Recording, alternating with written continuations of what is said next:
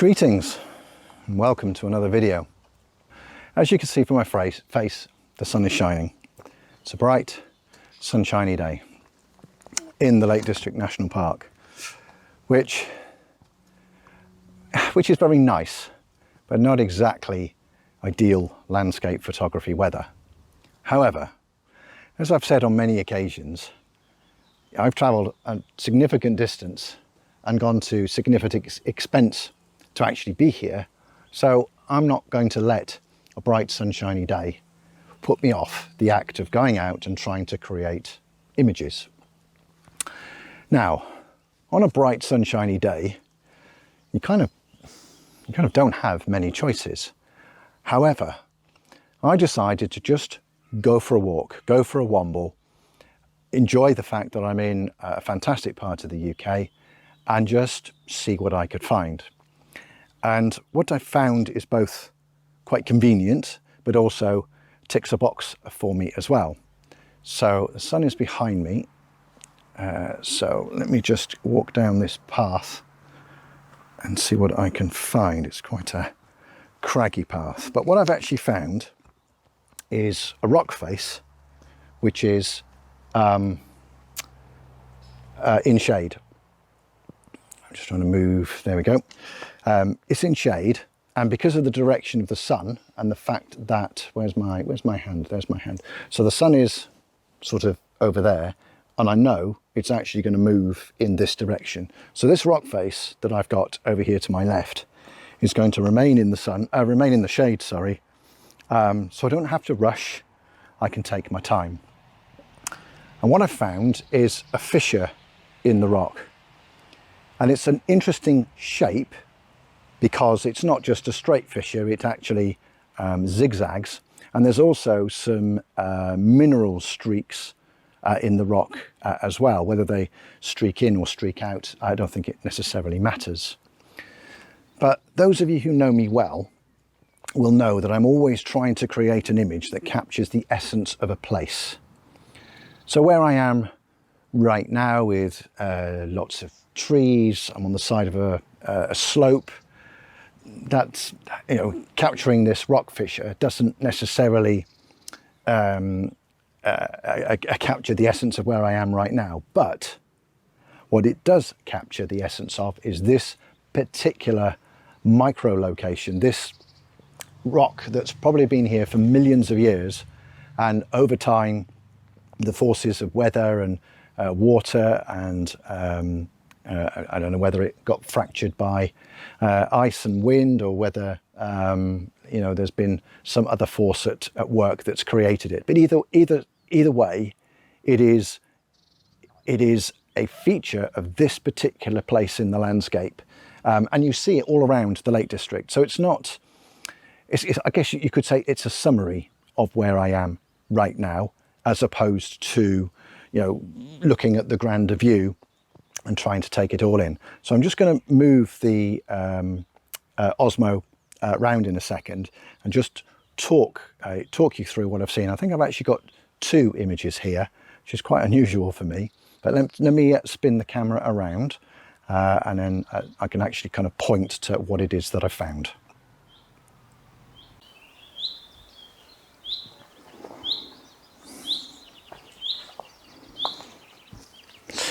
So here is my rock face, and this is the fissure that I was talking about, this super shape.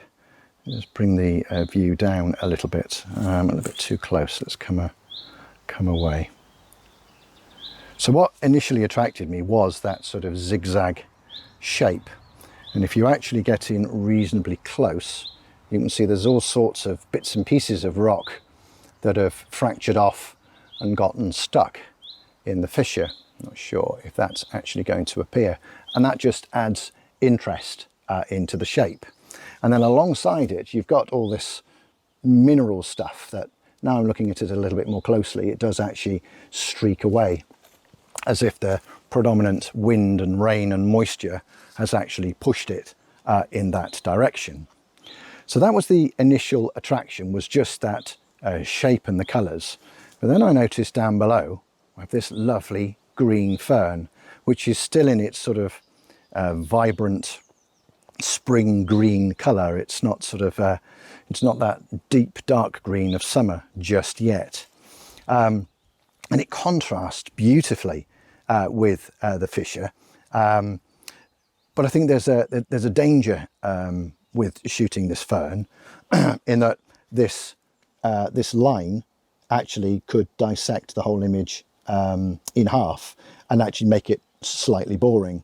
So when I've composed this fern, when I had to play with it, I actually biased the image more towards the right hand side. It gave the whole image a little bit more space because the Fisher itself seems to lean towards the right, and that just seemed the appropriate thing to do. Now technically it's actually relatively simple and straightforward. So our Fisher here, this one that I think I'm going to take in portrait, but make sure that all this lovely colour is included in the image, and then you kind of just have the zigzag shape that just adds interest to the final image. But then our fern down below, I think that's going to be taken in landscape, but you can probably see the fern is moving. There is a slight breeze, so the fern is actually moving, and so I think I'm going to have to technically play with the shutter speed in order to bring the shutter speed up, so that I can capture the fern nice and sharp, nice and crisp. But I'm not sure a blurry fern actually helps the story that I'm trying to tell. Additionally, technically, let me move the camera around now, so the Osmo will try and stay centered on the Fisher. So hopefully you can see that I'm actually catching sunlight at the bottom of the lens, even though I've got the sunshade on. So every time I create an image, I'm going to have to hold my hand, where is my hand? Hold my hand over the front of the lens just to stop any lens flare from occurring. Focus wise, that's a really good question. I think focus wise I will probably focus on the fern, probably sort of where is it, part way down one of the stems, and then on the Fisher probably on one of these corners, but then use an aperture of f8 just in case the sensor isn't absolutely parallel to the rock face. I mean, I don't think it should be a million miles away. Let me just step back a few steps. I don't think it should be that different, but I think there will be a difference between the two, and that just lets me deal with that and make sure that I get a reasonably sharp image. If you are enjoying this video and would like to support my channel, then please click on the thumbs up icon indicated here. To be notified when I upload new content, which will be every 2 weeks, then please consider subscribing. It's free and you can unsubscribe at any time. As well as subscribing, click on the bell icon and select all in order to get these notifications. All updates for new videos appear here on the top right hand side of your YouTube homepage. Right, so I've composed my image. This is the portrait one, so this is just on the Fisher. It's going to be quite hard to do one-handed. Where's my hand? Need to put my hand roughly there, something like that, in order to shield the lens. As ever, I'm using a 2-second timer, so I'm all manually focused. There we go. I'll do exactly the same procedure, but with the camera in landscape mode in order to capture the fern. And just whilst I was talking to you, I noticed out of the corner of my eye some little grasses that also say something about where I am right now and the condition that I'm in. So I'm just going to try and walk you towards them. Now the problem is this Osmo is going to try and recenter itself. So, ooh, where are we? Where's it's just up there. these backlit grasses, where are we? Oh no, that's the rock face. Where's the grasses gone? I think I need to move the camera up. There we go. Those backlit grasses there. I'm going to reposition my camera and see if I can capture an image of those as well. I love the shape of the grass, the way it's backlit, but then also all the little wispy shapes that are underneath it. I think it looks very appealing. And also, of course, the background, or I can bring the exposure down and the background will look nice and dark. So I'm going to do that quickly before the sun moves.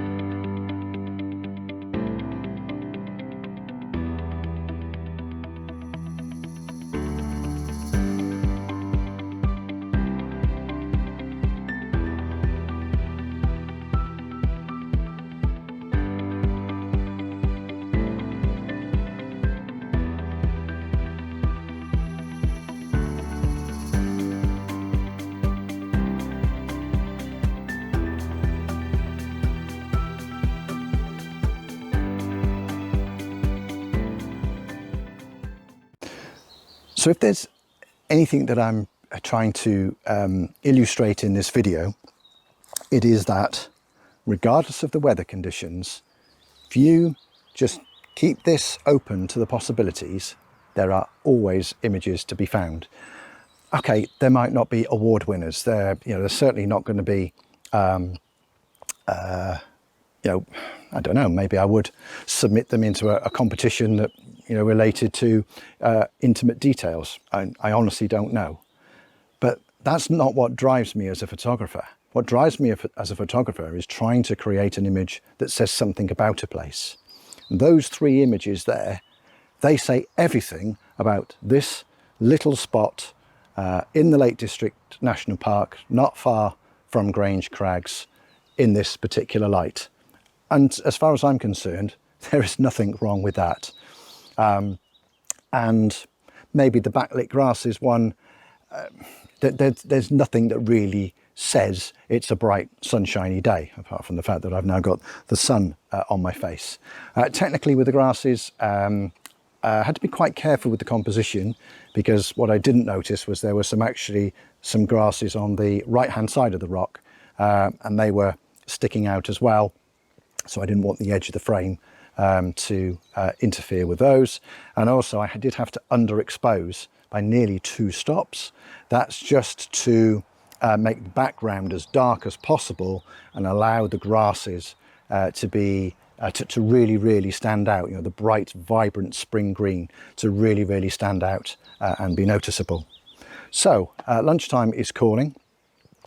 So I'm off back to the car to go and get a spot of food.